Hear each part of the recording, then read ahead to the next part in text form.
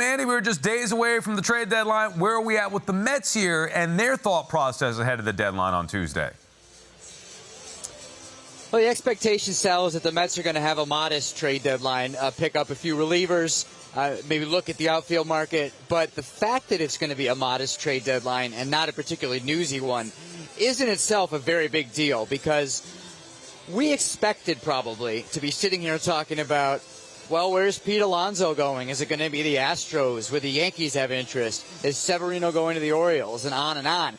And that, like last year, would be a very newsy Mets deadline just for reasons that the Mets and their fans don't like or aren't excited about. What we're going to get instead is a pennant race.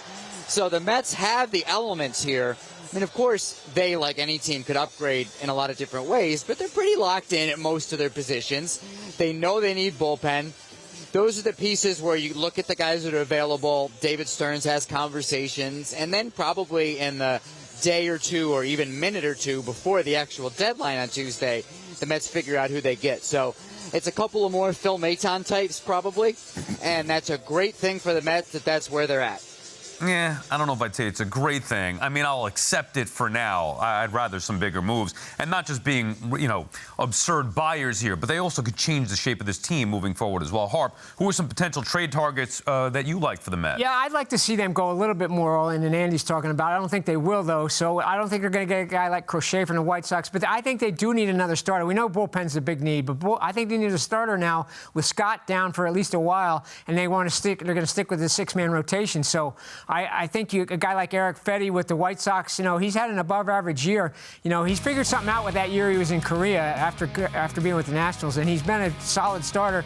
I don't think he'd have to give up too much. He's got one more year under contract there, so I would look at that as a kind of an, because I don't want to take, you can't take Budo out of the bullpen right now. He's been too good for them.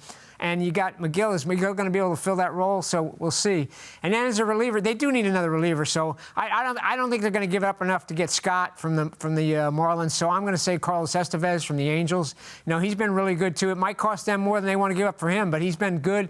Really kind of a lockdown closer out there. So you put him in that pen, and that makes a big difference as maybe an eighth inning guy ahead of Diaz. So I think those are the kind of moves you could see. Depends all how many. There's going to be so much competition for these guys, though, with these relievers, that there could be more. They might bid more than the Mets want to give up. That's the issue. So I understand the cost may be a problem, but if I'm dreaming, I'm in the opportunity to do that in this particular chair.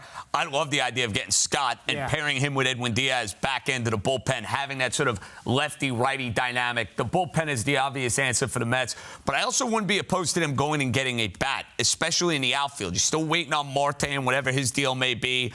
Jesse Winker type. I know Winker has killed the Mets for years. He's on a losing team. Maybe he could actually turn those Citi Field fans on his side for a change. Maybe make him the fourth outfielder. Andy, what do you think of some of those names that John and JJ just mentioned?